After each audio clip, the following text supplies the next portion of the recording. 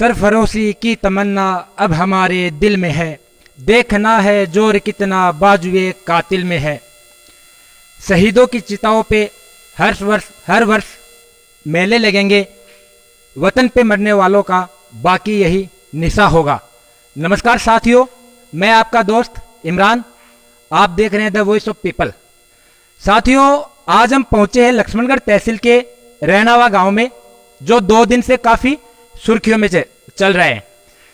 रैनावा के अंदर कारगिल युद्ध के शहीद श्री दयाचंद जी जाखड़, जिनकी मूर्ति है यहाँ पे एक स्कूल के अंदर स्थापित की हुई है। पिछले 1-2 दिन में यहाँ पे कुछ समाज कंटकों ने, जो समाज के दुश्मन हैं, उन्होंने इस मूर्ति को क्षत विक्षत कर दिया, इस मूर्ति को खंडित कर दिया। दोस्तों,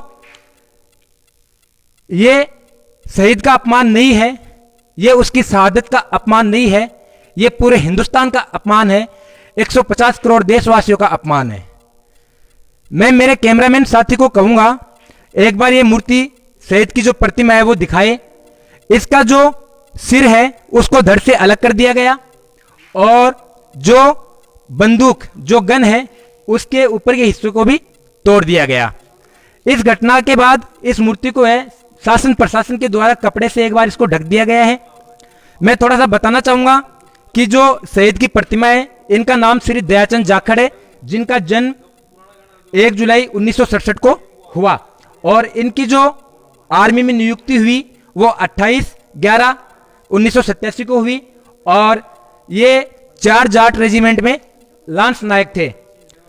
1999 में पाकिस्तान के साथ एक युद्ध हुआ जिसका नाम ऑपरेशन विजय था और जिसको हम कारगिल युद्ध के नाम से जानते हैं। उस युद्ध में जम्मू कश्मीर के अंदर दिनांक 12/6/1999 को सुबह 7:30 बजे इन्होंने शहादत को प्राप्त किया।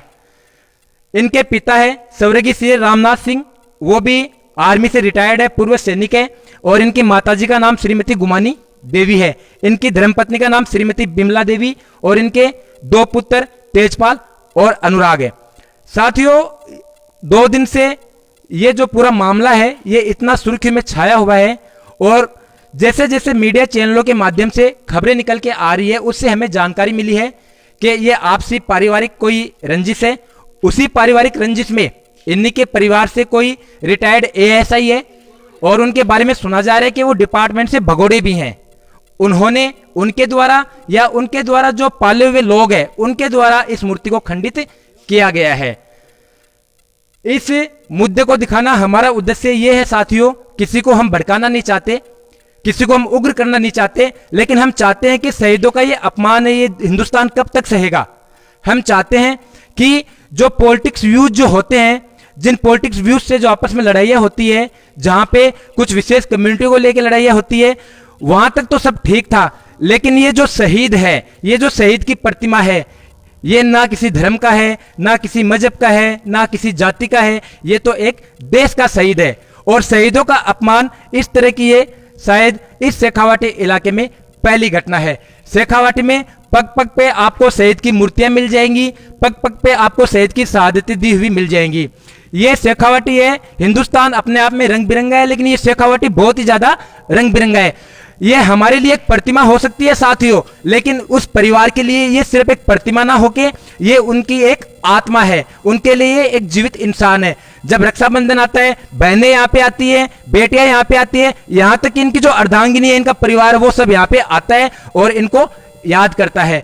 उन लोगों पे क्या बीतती है जब समाज के कंटक इस प्रकार की घटनाओं को अंजाम देते हैं। यह घटना तो हुई जो हुई साथियों, लेकिन यह घटना होने के बाद भी शासन और प्रशासन है वो आंख मूंदे पड़ा हुआ है। इसकी ओर ना कोई ध्यान दिया जा रहा है, ना यहाँ पे कोई सिक्योरिटी है, ना कोई गार्ड से वो खड़े किए गए हैं। और हम जब यहाँ पे आ रहे थे, कुछ ग्रामीण जनों से हम लोग यहाँ पे मिले थे जो इस गांव की चौपाल में बैठे थे। हमने उनसे निवेदन किया कि आप हमारे साथ चलिए, क्या मामला है आप हमें बताइए, लेकिन यहाँ के लोग भी इतने डरे हुए हैं, इतने घबरा रहे इस मामले में, वो कुछ बोलना नहीं चाहते।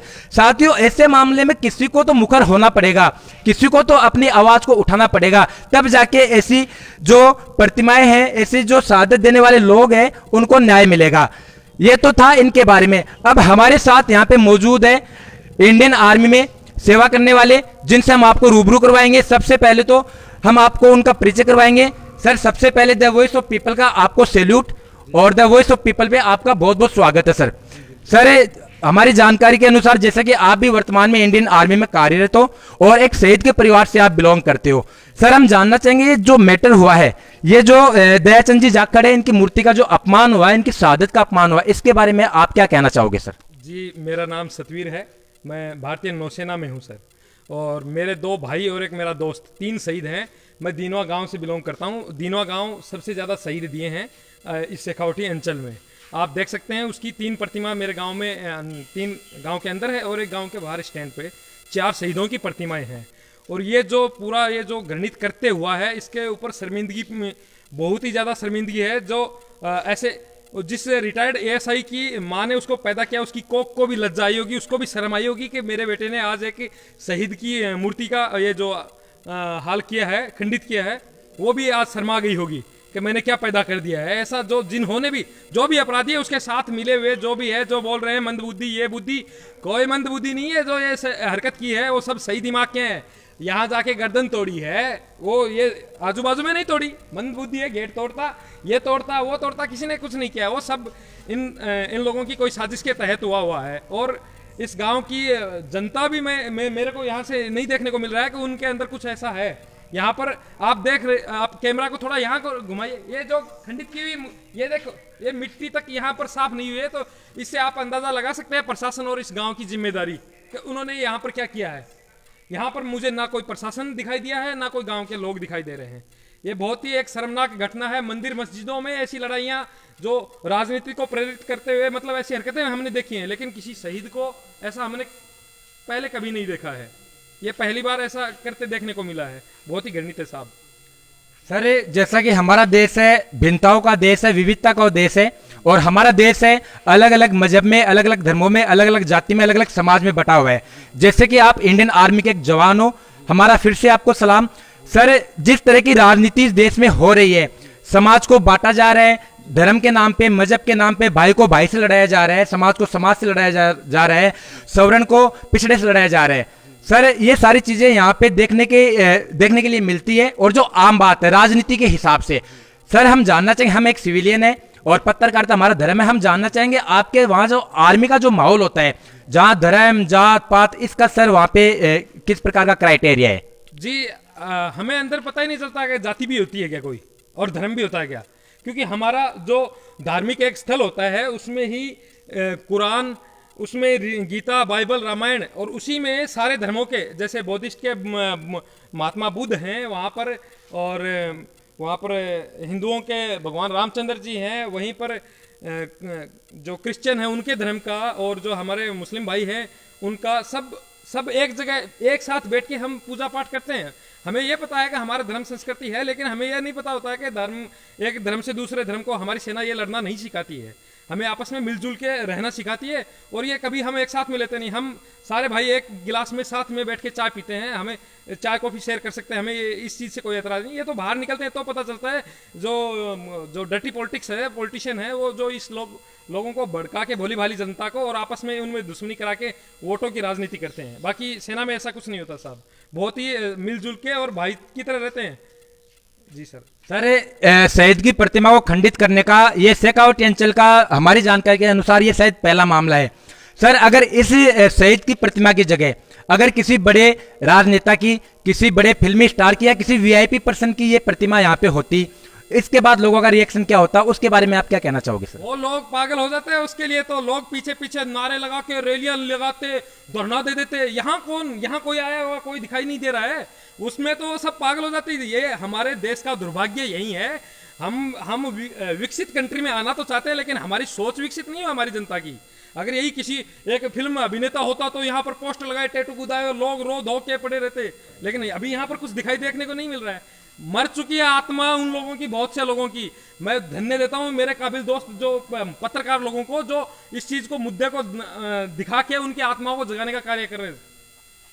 आपका बहुत बहुत धन्यवाद, आपने बहुत ही अच्छी जानकारी वो साझा की। और सर, आपको जो आपका अग्रिम भविष्य है उसके लिए शुभकामनाएं। आप हेल्दी रहे और आपका स्वास्थ्य है वो ठीक रहे, और आप ऐसे ही इस देश की और हम लोगों की रक्षा करते रहे ताकि हम चैन की नींद वो सो सके। आपका एक बार फिर से इस द वॉइस ऑफ पीपल की ओर से सम्मान, हार्दिक आभार जी। बहुत बहुत धन्यवाद जी।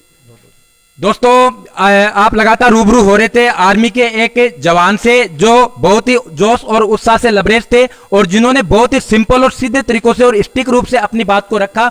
द वॉइस ऑफ पीपल के माध्यम से हम भी यही कहना चाहेंगे कि इस प्रकार की घटनाएं हैं उनकी पुनरावृत्ति ना हो और समाज में इस प्रकार की घटनाओं से कोई गलत मैसेज ना जाए। इसलिए आपको ये अपडेट कैसी लगी, और हम शासन प्रशासन से यही मांग करते हैं कि इस जो घटना में जो भी जो लोग शामिल है उन लोगों को कड़ी से कड़ी सजा मिले और देशद्रोह का उन पे मामला चले। हम यही निवेदन करेंगे और इस परिवार को न्याय मिले। आपको ये अपडेट कैसे लगी? अगर आप फेसबुक पे हो तो द वॉइस ऑफ पीपल को आप लाइक और फॉलो कीजिए। यदि आप यूट्यूब पे हो तो हमारे चैनल को सब्सक्राइब कीजिए। आपको किसी और लाइव अपडेट में रूबरू करवाएंगे। तब तक आप स्वस्थ रहिए, मस्त रहिए। जय भारत, जय झुंझुनू।